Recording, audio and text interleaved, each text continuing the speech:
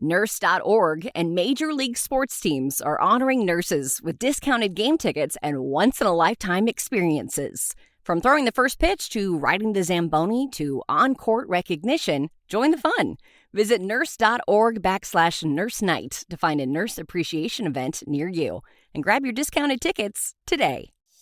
You're listening to Nurse Converse, presented by Nurse.org, a collaborative podcast amplifying diverse nurse voices.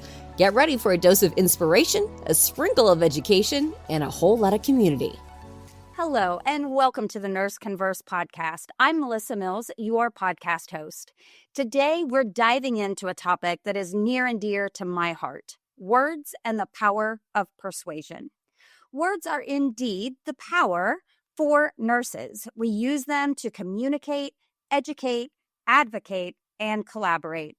However, many nurses don't feel like communication experts.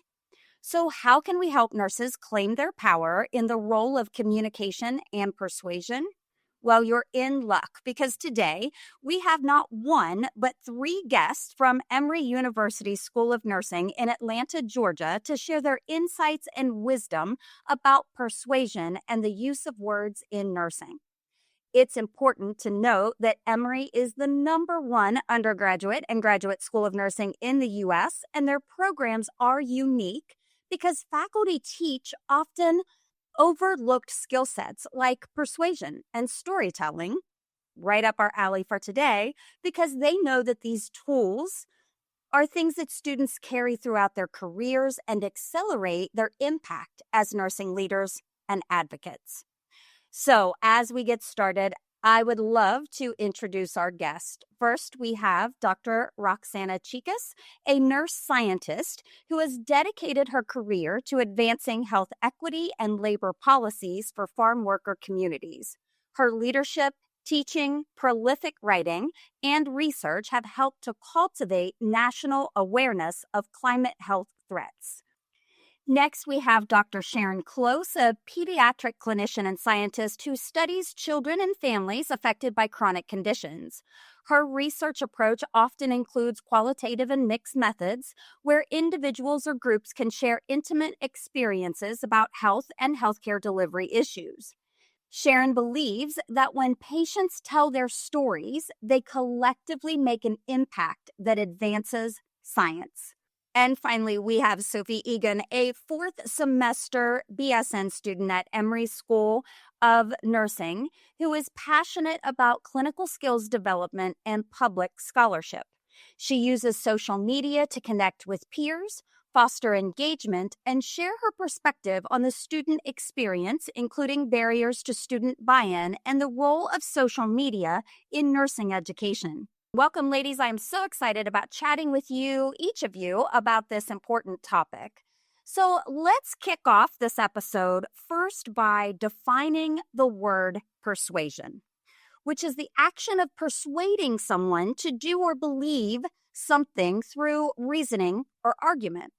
Persuasion is an art and a science with its own set of evidence-based strategies and tactics. So Sharon, I'd like to kick off the conversation with you. What exactly do we mean by persuasion, and how is it different from other forms of communication in nursing and healthcare? Well, a cold definition is that persuasion is a communication strategy in which one person or entity tries to influence another or group to agree, to go along, or to change their own beliefs or behaviors. And we do this a lot in nursing. Persuasion is an aspect of human communication that involves nonverbal, verbal, written, visual, and also what psychology calls subliminal communication, where short messages come to us below the level of our conscious awareness. We use persuasion a lot in our lives as we navigate human behavior every day. In nursing, we rely on persuasion to influence patients to do or not to do something that affects their health in a positive or negative way. And in persuasion, both parties come to an understanding of what the intended message entails and how it will help them. The key to persuasion is to agree and to accept the message that hopefully leads to some kind of action that benefits both parties. Amazing. And so, what are some of the building blocks of persuasion that nurses need to know about as they're considering how to use this art and science at the bedside, as well as all the way up to the boardroom? I'm so glad that you talked about the art and the science, because the art of it is it's almost like creating a painting that involves the texture of the canvas, structure, color, style, and intent for the viewer to feel something. First, you have to know your audience, taking context into consideration.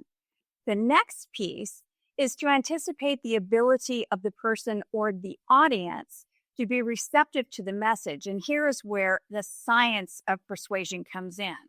We can understand a lot about persuasion if we objectively look at, say, advertising strategies. One of the most important strategies is what's called framing, and that is knowing the audience part. To whom is the message intended, and anticipate the value of that message to the audience. The next we borrow from neuroscience, and that's known as the power of three. It turns out that when you present information in sets of three, intellectual and emotional impact is most memorable. The human brain has a cognitive tendency to easily grasp and process concepts in groups of three, not two, not four. That's what the science shows. If we give three examples, we're more likely to remember it. Another psychological strategy that's often used is the use of the corporate we in communication that intimates authority in the value of the message. In high-stakes persuasions, such as helping a patient decide upon a difficult treatment plan, or even with convincing an NIH review panel to score a grant into the funding zone, it's useful to use data. So let the numbers speak and back up the persuasion point that you're trying to make. The use of data is a persuasion argument that communicates credibility and expertise, and that leads to convincing your audience that you are an authority on the subject.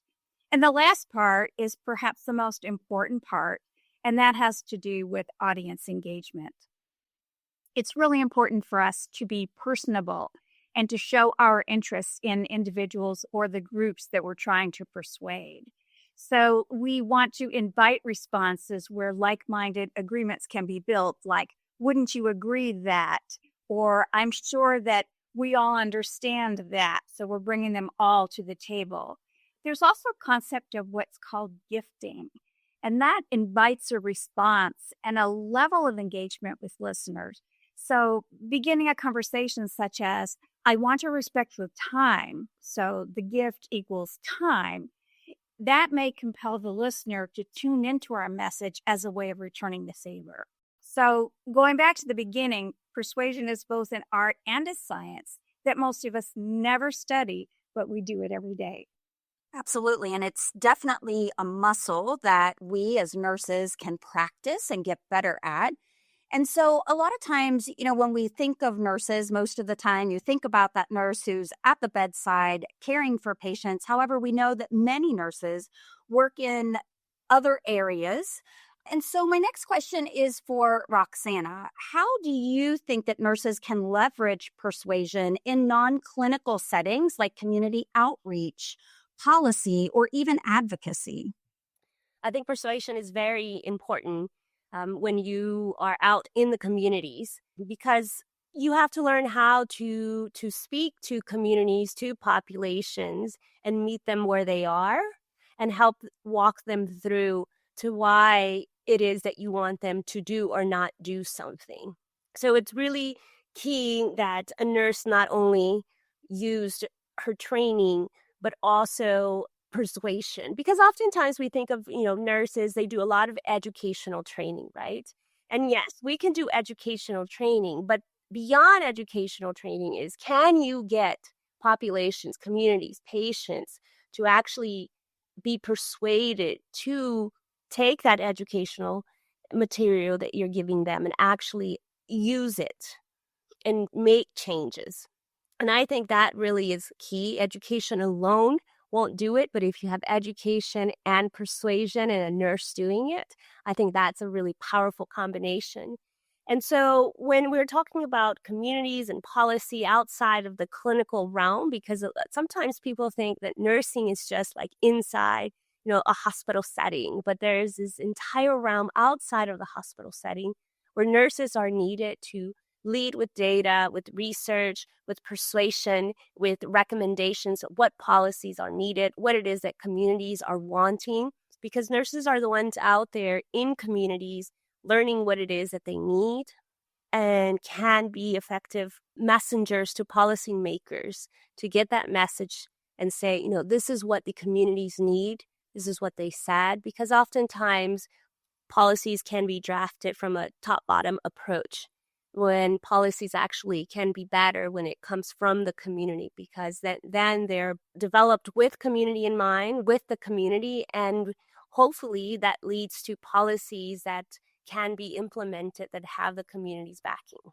Absolutely. And as you were talking, my clinical background, I did a lot in home care and long-term care. And so the first thing when you were talking about patients, I think nurses use this especially when we're dealing with patients who maybe have a lot of lifestyle changes that they need to make, right? So you think of the person who is living with COPD or someone who has diabetes, and we need them to make good health choices and life choices. And I think if a nurse is very good at crafting that message and persuading along with that education, we can get changes at that kind of micro level, at the patient level. However, and you talked a little bit about going up even into policy and different areas where nurses also are and where we need to be able to use our voices. So my next question is, how can nurse scientists in particular communicate research findings in a meaningful and impactful way? Yeah, so I think it's really important that nurse scientists do take their research findings to the general public, and that it is not just confined to academic journals. And so how we do that is exactly by going to the general public. I think journalists, reporters can be powerful allies that can help get those findings out into the general public, but also add a human touch to it and create the story. Part of persuasion to me is also having influence. And nurse scientists should lean into their expertise, not just as scientists, but as nurses who are, on the ground with communities, knowing at the front line, knowing how communities are experiencing these health disparities. And so combining all that together, you can influence the narrative of what is being, how things are being written, how things are being filmed, how things are just being projected. And that's part of persuasion too, your influence to make these small changes. And I have to say, persuasion also takes time. So I don't want anyone to think that, this is something that, in one conversation, you should be able to persuade a patient or a community to make a change.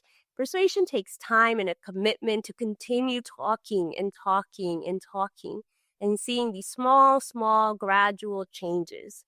And just staying in the fight, staying in there and walking communities and patients through until hopefully, we see a big impact. And so you mentioned a little bit about media, how nurses are in media, and oftentimes nurses and the nursing profession can be misinterpreted in the media. And so that's definitely an area where we need to lean into using our voice and persuasion.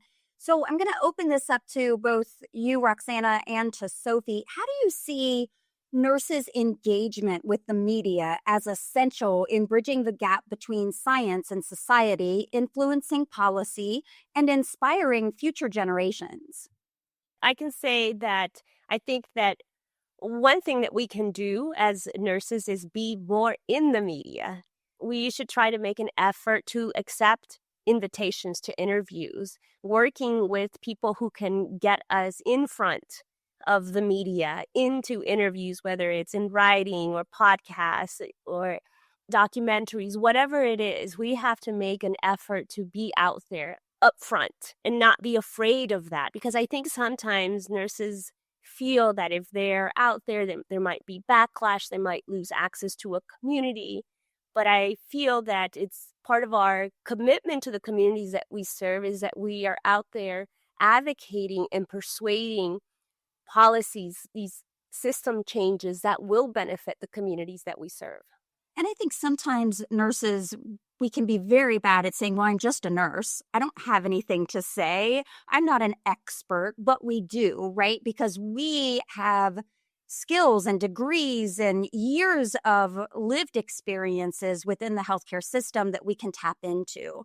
Sophie, I'd love to get your thoughts on this as a nursing student, somebody who's just starting out. And I think social media and media in general is very important in our society. So I think younger people coming into the profession, I'd love to just get your thoughts about that.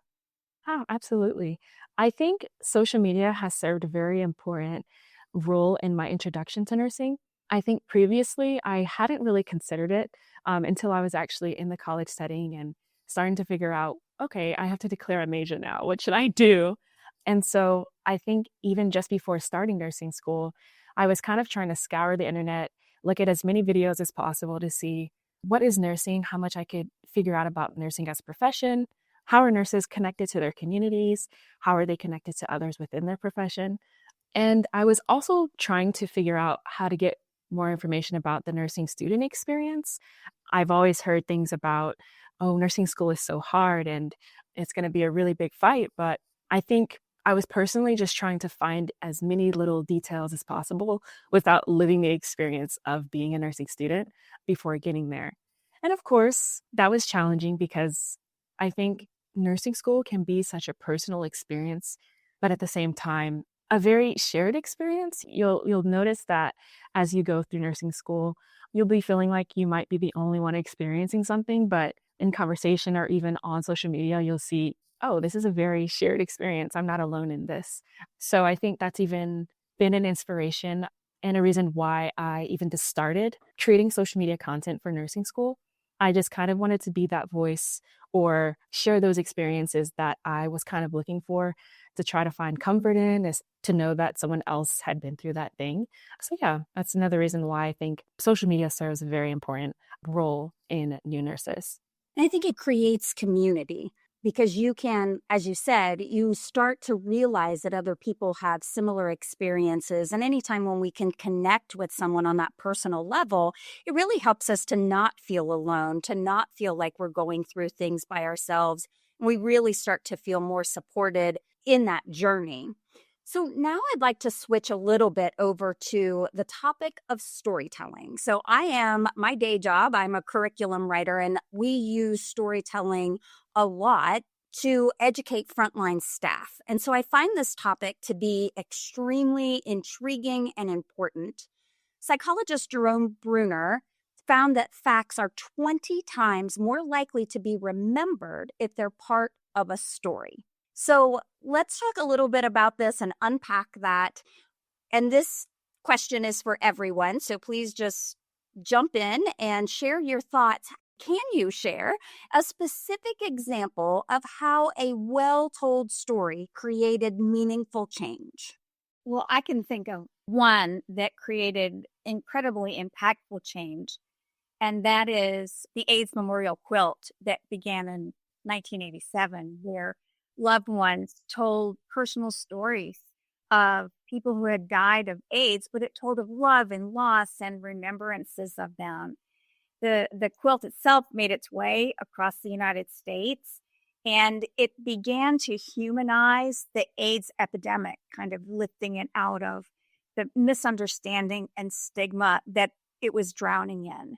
And so with this change in public perception about what AIDS is as an infectious disease pandemic, it contributed to changing the public perception of fear and stigma. And so it gave rise to empathy. And in raising this awareness, it also changed policy and funding by helping to build advocacy for AIDS research and healthcare. Back in 2023, Congress voted for the U.S. President's Emergency Plan for AIDS Relief, which is the largest global health program devoted to a single disease.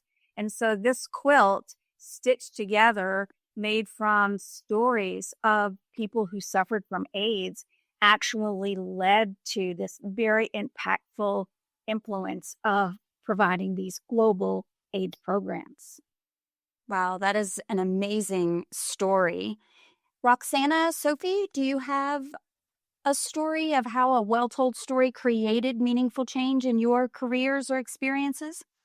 I think of Cesar Chavez, who was a farm worker activist, who in his time, he was very good at persuading, right? Fighting for farm worker rights. But within his movement, he also used a lot of storytelling to tell the story of the farm workers, how they were living the day to day, that it wasn't just a fight about grapes and crops, but really a fight of farm workers' lives. And he also used music and poems and imagery to tell these stories of the farm workers, to try to persuade and get empathy and get people to recognize their human worth. So that eventually led for the United Farm Workers to have a union in the state of California, which was a massive, massive win, because up until that time, there were no farm worker unions, because federally, you cannot have unions for farm workers. They're not allowed to. But the state of California allowed them to form a union in the state. So very powerful storyteller he was. Absolutely. So not only can words or persuasion educate, but it can change the trajectory of our future in certain areas and certain instances. Sophie, how about you? Do you have anything to share? Yes, I do. I actually have a story that was told at the end of our clinical shift. So at the end of each clinical shift, we gather as a group of all the students and our clinical instructors to kind of debrief on the day, talk about lessons learned from the shift, and just pretty much work through any emotions or reflections that we had. And our clinical instructor actually shared a story about her new grad days in the emergency department. She told us a story about a patient who was newly postpartum, and she came to the emergency department with some respiratory issues. And at the time when the nurse was receiving her assignment, she didn't necessarily pick up on the red flags that would have been like, okay, let me prioritize this patient. Let me see what's going on with her first in depth. And so after the nurse had kind of delegated to the nurse tech to get the vital signs, I think that's when her red flag started sounding off. And essentially, the patient was experiencing an amniotic fluid embolism. And I don't recall if the patient had actually lived or unfortunately passed away. But I think what stood out to me most and what I kept from this story is that trusting your gut, especially as a new nurse, is one of the most important things that you can do as you're just beginning. So I think that's something that I'll keep with me always, as well as assessing your patients. That's a story. I could talk about that forever with all of the experiences that nurses have shared. But I think she told that story so powerfully and as if it had just happened, yesterday. So that has definitely stuck with her as well. And I think that was a powerful moment and learning opportunity for me. That's amazing. I think we all have those experiences, right, where something happens to you, and then the next time that you see that same thing happen, especially in patient care, you're more prepared because you have that story, that lived experience that's in the back of your mind all of the time that really helps you to get better and be the best nurse that you can be to provide holistic and comprehensive care. So we know, and we've talked a lot about how nursing is a science. However, when I think of the nurses that I've worked with throughout my career, they are some of the most innovative and creative people that I know, especially innovative. It used to be that we called things workarounds, and now I fully understand that that is us being innovators, and we need to really embrace that because nurses have so many gifts and talents to share. Hey nurses, looking for exclusive discounts? Nurse.org has you covered with deals on everything. Save big on the essentials you need to excel in your career. Don't miss out. Visit nurse.org/discounts for the latest discounts made just for you. So let's go into more of this creativity and explore creativity and persuasion and words in nursing. So, how can nurses leverage creative mediums like art, music, or social media to reach wider audiences and influence health behaviors? Roxana or Sophie, would either one of you like to take this question? Yeah, I actually have an example recently from our research group. So, our research group looks at how heat affects the health of farm workers. And it just so happened that the Science Gallery, the Atlanta Science Gallery, was going to put on a gallery on climate change and the planet. And I thought that it would be a great idea for us to submit our project to them so that it could be created into an art piece. Because so many people did go to the gallery and now learned about how heat is affecting farm workers. And the nurse who helped us with this kind of envisioned a supermarket. They built like a little supermarket where you walk in and there's all of these fruits and vegetables. And instead of there being a price, whatever, $2 a pound, it gave us statistics. For example, with the grapes, farm workers are 35 times more likely to die a heat-related death. So just to kind of show what the price tag is for farm workers to provide all of this food to us. And so she used this art where people were able to walk in and it was immersive. And it got people really talking about and how climate change is impacting farm workers, something that a lot of people haven't thought about. A lot of people would have not known about unless they went to the gallery and went into our exhibit.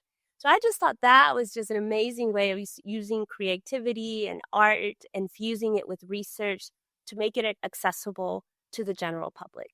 Yeah, absolutely. I'm sure that was a very powerful experience to go through that. And maybe you were thinking that when you picked up grapes, you were going to see a cost, but instead you got that statistic, which really just tells a much deeper story there.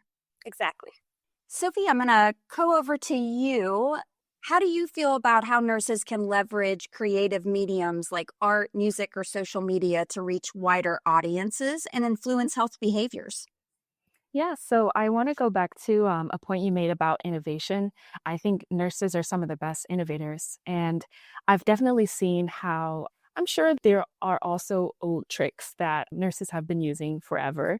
But I think through social media, what I like to call, I guess, nursing hacks, I've seen how widespread they've become and almost how trendy they've become, if we want to talk about social media in social media terms. So, for example, one hack that I've seen on social media is, I guess it's either like double gloving or triple gloving, where you'll put multiple pairs of gloves on. And this trick, while it seems like intuitive, I think just seeing someone else do it on social media, basically you're putting on multiple layers of gloves whenever you're cleaning up like a messy situation. And as you're going, you just take each layer off instead of having to replace a glove entirely. It not only does it save time, but it also helps you work more efficiently. And I just think it's little hacks like that that have become more widespread because of social media have definitely been impactful for new nurses as we try to save time, as we try to prioritize our tasks, which can be really challenging things to do as you are coming into the profession. So that is definitely one way that I've noticed recently, especially how newer generations of nurses are using their skills to make information more accessible and more widespread for everyone. Yeah, I often go out to social media and I will see those nurses who are sharing, some of those hacks of different ways to draw up medications and not get bubbles in your syringe and, all the different things that it used to be for those of us who are of an older generation that we just had to happen upon someone else who had those experiences and shared them with us. But now with social media, you can go out and you can search for things like that. Now, how about when we flip this a little bit and think about the patient experience and health behaviors? How can we use these other mediums to get information out to patients and people who are living with chronic conditions who may need tips on and new ideas of how to live with their conditions? Well, I work with children who have genetic conditions that give rise to certain chronic conditions that go along with it. And I just want to go back to the art and the music thing because I was thinking what speaks to me is sometimes music and lyrics can help people accept or feel like they belong to a particular group. And I found that Lady Gaga's I Was Born This Way, I often remind my little ones that they were born this way and they should embrace who they are and that it's okay. And that in accepting other people as the way they are, we hope that we will be accepted the way we are. And so I do want to circle back. You want to rephrase, Melissa, what you just asked us? No, you're fine. I think that was a beautiful sentiment that you just shared with us. And I did work in the NICU for a while. And so I think, like you said, especially with children, letting them know that the way that they're created is exactly the way they're supposed to be. That is such a powerful message that you shared. My original question was just how can we reach wider audiences through these mediums and influence health behaviors? I think we need to show up. I think nurses historically have been in the background. We've come in as part of the support team. Hospitals charge for us, just like the sheets and the pillowcases with the patient.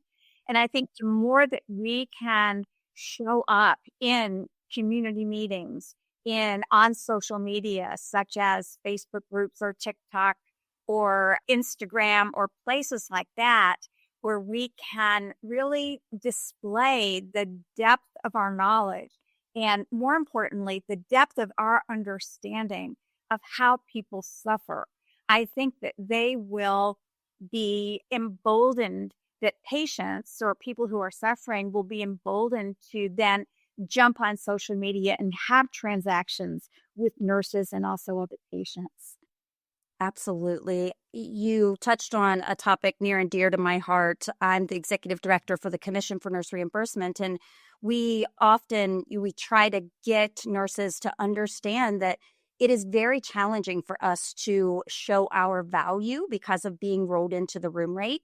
And so using our persuasion to change policies, to be in front of whether it's policymakers or patients, really showing up and using our voice to affect change is such a powerful, powerful thing that all nurses can do, no matter how long you've been a nurse, or even Sophie, like you, as a new student. Do you feel empowered in your new role?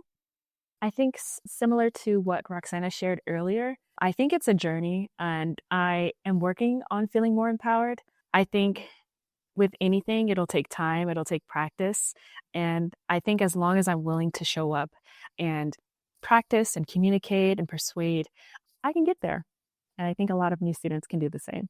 Well, I think Sophie is, an emerging nurse influencer. So hopefully we have many more. And people like Sophie will be out there on social media giving health advice, answering questions, being experts, people that people can trust, showing up on social media and having this, following, I think will help with some of the misinformation and disinformation that's out there. Absolutely. Let's shift back a little bit to hands-on patient care. Sharon, this question is for you. How can nurses ethically and effectively amplify the voices of their patients and communities that they care for?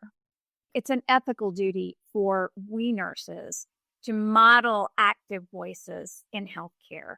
And that goes back to showing up, including sharing the stories, like the story that Sophie just shared of a preceptor sharing that clinical story.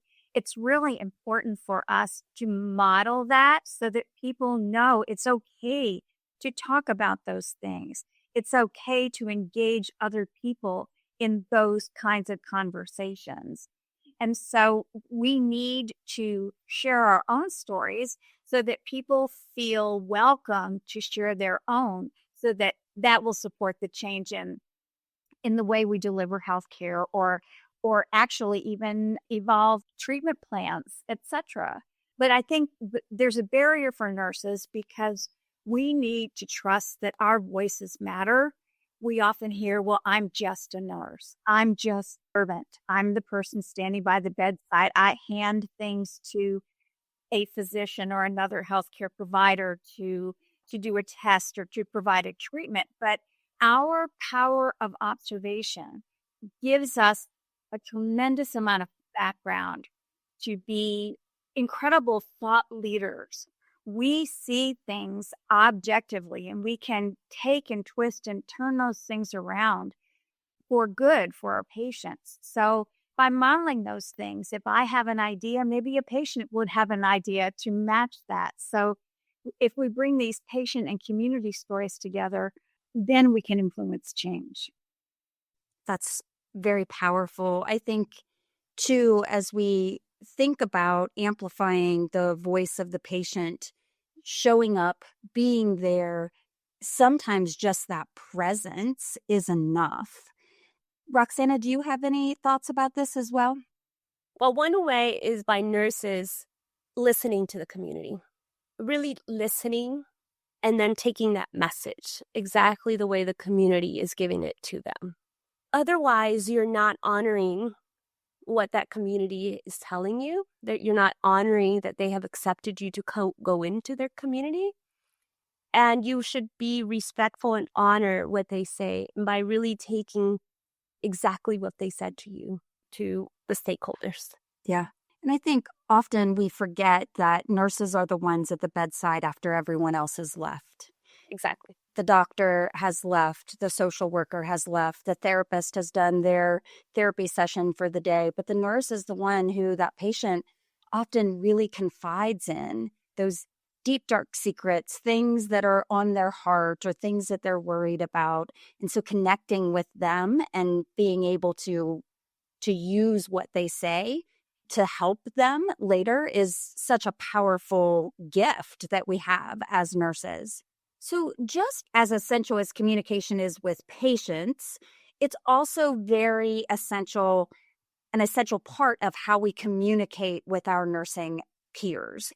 We know that language can create community, and shared language builds a sense of belonging and collective identity. And you talked a little bit about this earlier, Sophie.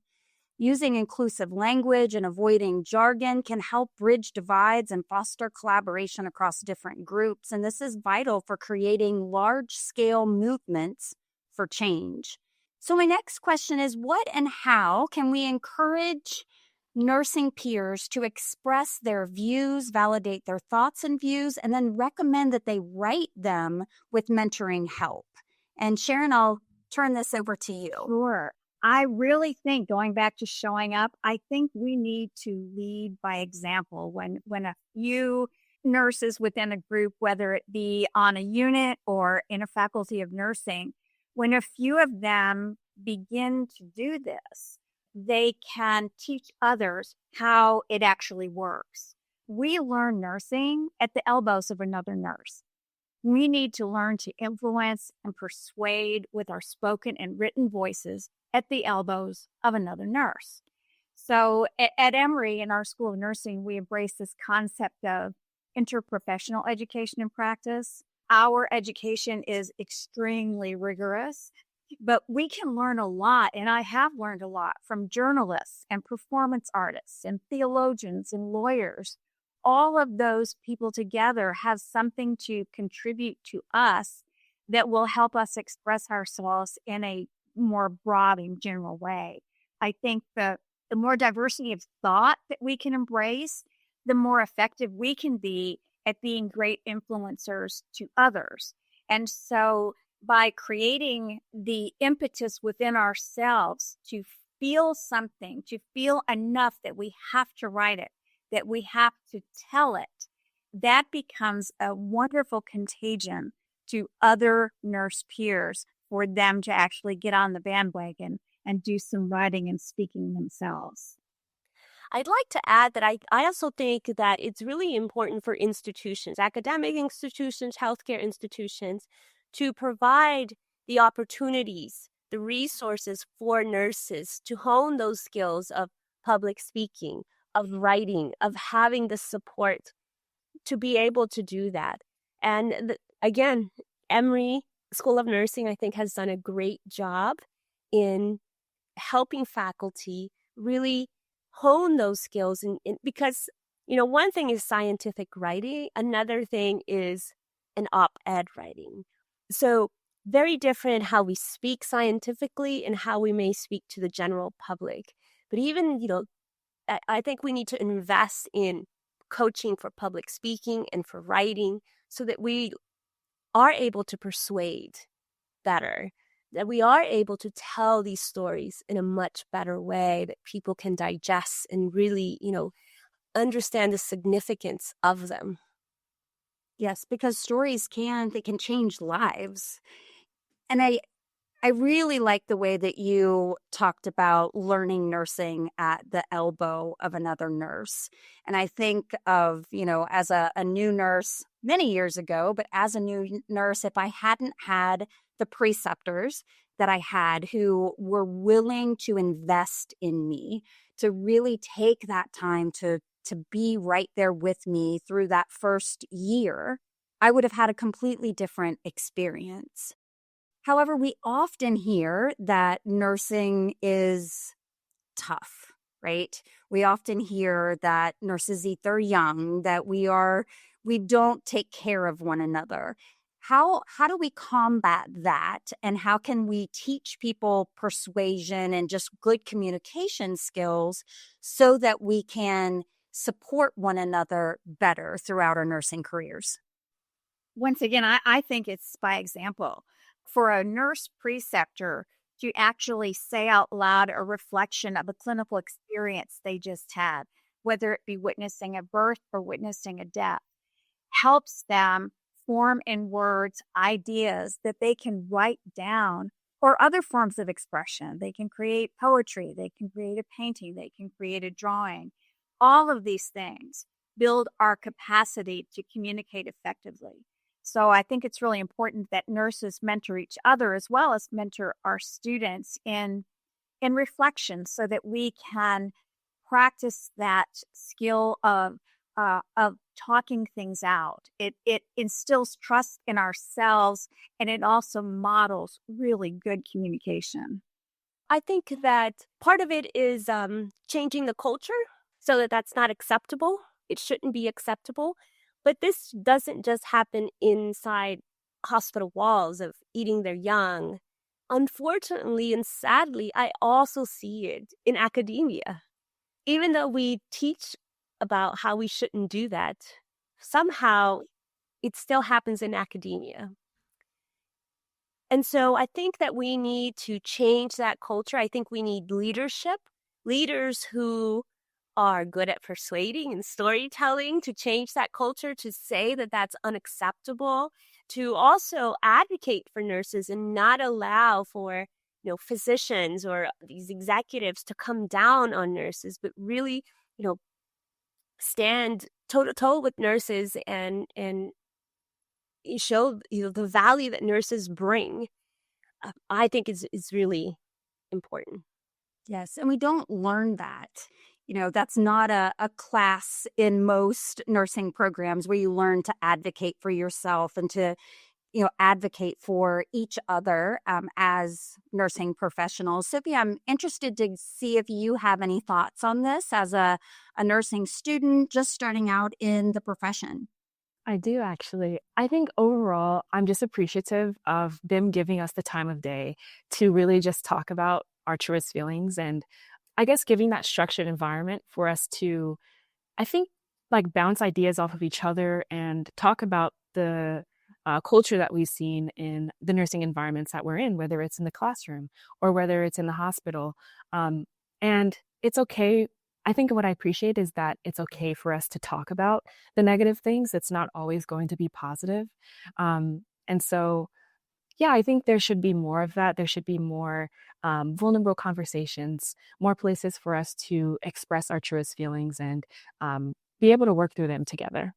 Yeah, I think giving each other the space, right, to be human, because that's what we are, and nursing is challenging. You see death, you see very sad situations. We also see amazing miracles of things happening, and so just having that space is really important. I'm interested also, how do you think that mentorship and structured reflection can help nurses build confidence in their communication skills within the healthcare setting? I think mentorship is very important in nursing. Not only does it help when you have a question about something, because clearly you haven't experienced it before, so you're able to reach to that person to get guidance, get some feedback. And that person also is very trustworthy, I would say. Hopefully, if you build a really good relationship with any mentor that you've come across, that can be your go-to person to get that feedback and really help you succeed in ways that you didn't see yourself succeeding. So that's one thing I'd share.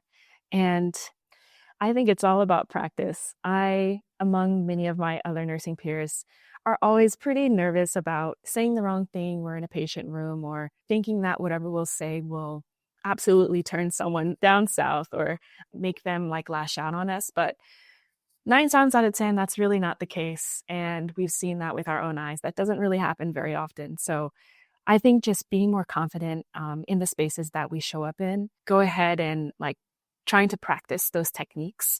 I think that's all it takes.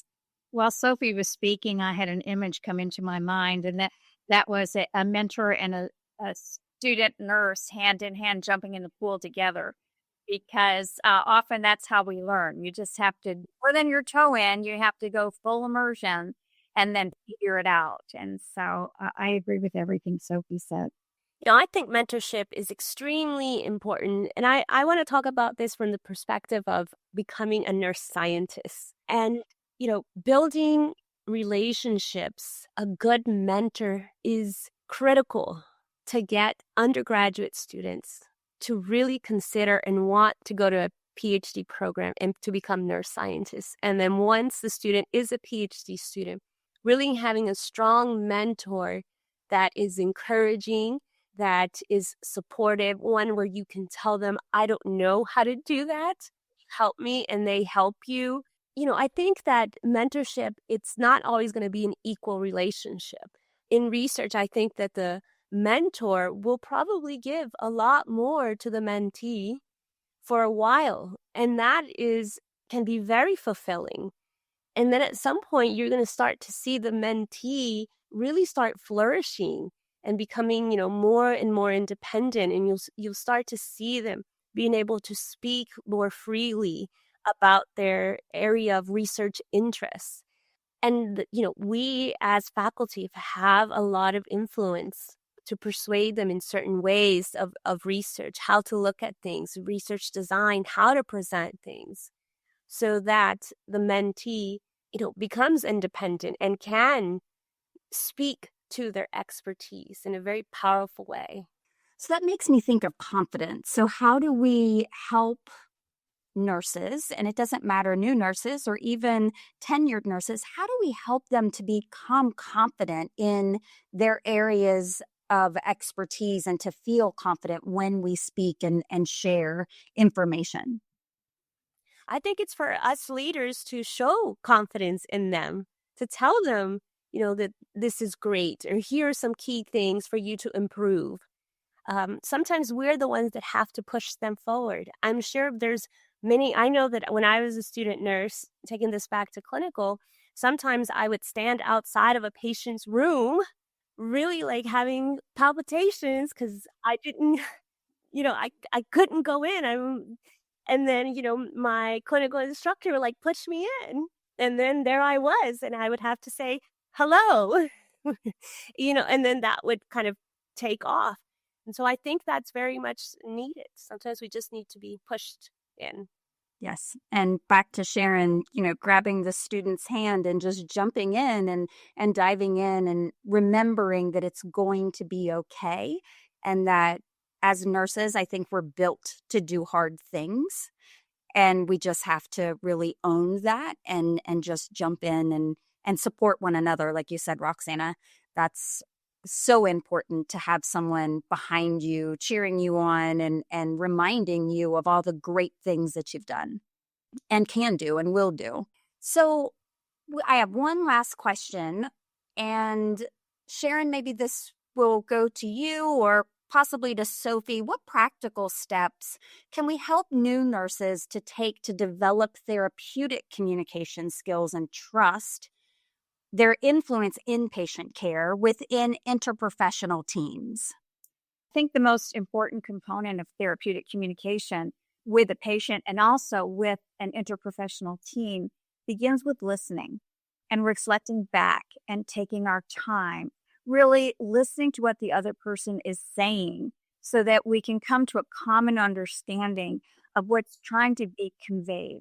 And in the midst of all this, if we're doing a consultation with a patient, let's say, the patient is having all of these thoughts and all of this various input coming in.